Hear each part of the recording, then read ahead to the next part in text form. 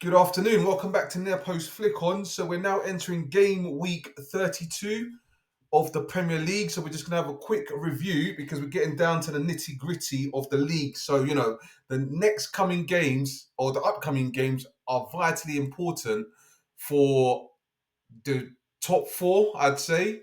As I've mentioned before, Liverpool have probably already won the league, so I think that's a foregone conclusion. But the race for top four or fourth place, if you like, is hotting up. Not too concerned with the bottom three because I think pretty much that's a foregone conclusion also. So in today's game, we've got Man City taking on Crystal Palace. That promises to be an interesting encounter because, as we know, Man City haven't been at their best this season. And with the announcement of Kevin De Bruyne as well, I'm sure that will probably impact the team. So I can't really see much from them. And, it'd be interesting if Man City don't actually qualify for the Champions League. I mean, how weird would that be? The most consistent team in the league for the past 4 or 5 seasons, not getting a place in the Champions League. I mean, that would be a bomber. But yeah, it's a tough game against Crystal Palace, who've had a rich vein of form recently. So yeah, that should be an interesting game. But very, very hard to call. Very, very hard to call. So the next game after that is Brighton Hove Albion against Leicester City. Leicester have finished. They will be playing Division One or Championship football next year. Let's face it. Let's be honest. They're done. So I can't see anything but a victory for Brighton. Anything less than that is a bit of a disappointment for Brighton. Nottingham Forest take on Everton.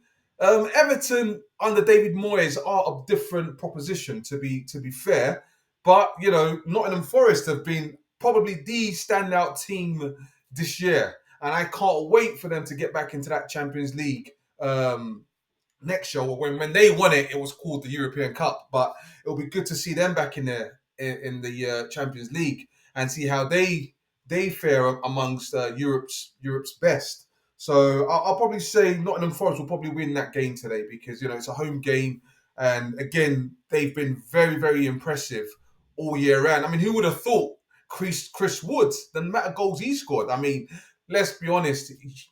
If you're talking about top five, top six strikers in the Premier League, it's hard to fathom that Chris Wood would be up there. It's crazy, but it is what it is. You have to give credit where credit's due.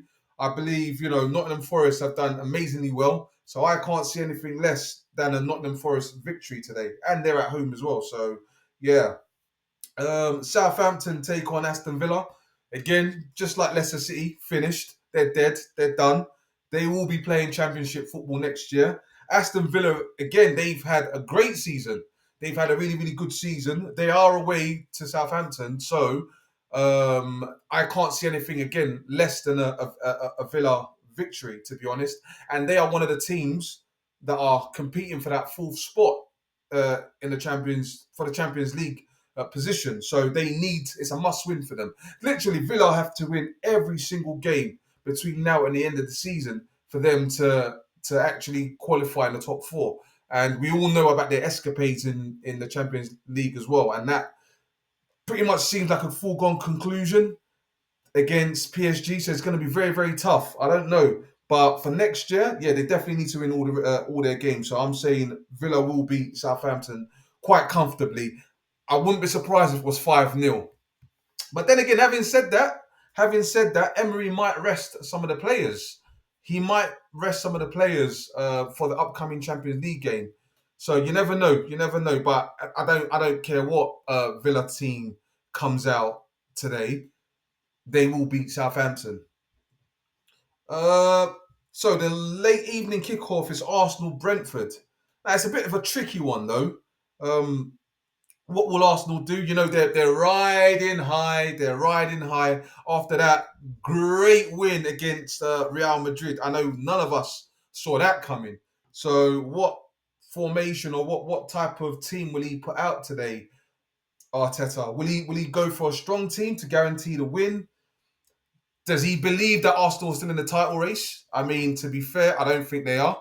I think they're pretty much done as well. I can't see Liverpool bottling it at this stage. So I'll probably say Arsenal will definitely win. As good as Brentford tend to be, I think Arsenal will win. Arteta may go for a weaker side just to try and preserve some of the players for next week against Real Madrid, but we'll wait and see how that goes. But I'm saying an Arsenal win for sure. Right. So tomorrow's games, Chelsea play Ipswich Town. Again, Ipswich done, finished. Championship beckons for them. So Chelsea are at home, that's Stamford Bridge. So nothing less than a Chelsea win. Ipswich, they may they may, I don't know, maybe get a goal or something, or I don't know, give Chelsea some type of competitive match. But for the most part, Chelsea will win that. Ipswich are done. Championship football beckons for them next year. And Liverpool take on West Ham United. That probably promises to be a good game as well. But yeah, nothing less than a Liverpool win. So Liverpool win a couple more games, and we can all applaud them and say, well done for winning your second Premier League title in 5 seasons, or 5, 6 seasons, which is absolutely amazing. Wolverhampton Wanderers take on Tottenham Hotspur. Uh, Tottenham have lost, 16 games, and that's absolutely shocking. I wouldn't even be surprised if they lose 20 games this season, the way they're going on. So I will say Wolverhampton Wanderers beat Spurs tomorrow. I will definitely say Wolverhampton Wanderers will beat Spurs tomorrow, 2-1. Spurs will be cautious because they've got the big game against Frankfurt. And it's good to see that Spurs have brought back all the players back from injuries. They've all come back and they all look strong. And it was good to see them the other night with a first 11, the actual first 11. So that was pleasing to see. So I'm sure Ange would like to preserve some of those players with the European game coming up on Thursday. So yeah, I probably think Wolverhampton Wanderers will beat Tottenham. That will be Tottenham's 17th defeat of the season. I can't see it any other way. Wolverhampton will win, maybe 2-1, maybe 3-1 even, but we'll see. The late or early evening kickoff between Newcastle and Manchester United, that takes place at 4:30 tomorrow. Again, Newcastle have had an amazing season, and they are definitely pushing for qualification. Of course, a couple of weeks back, they celebrated their their first trophy in how many years? And we saw the Toon Army just go wild at Wembley, and yeah, deservedly so as well. So they've had a phenomenal season. I think Isak's been fantastic.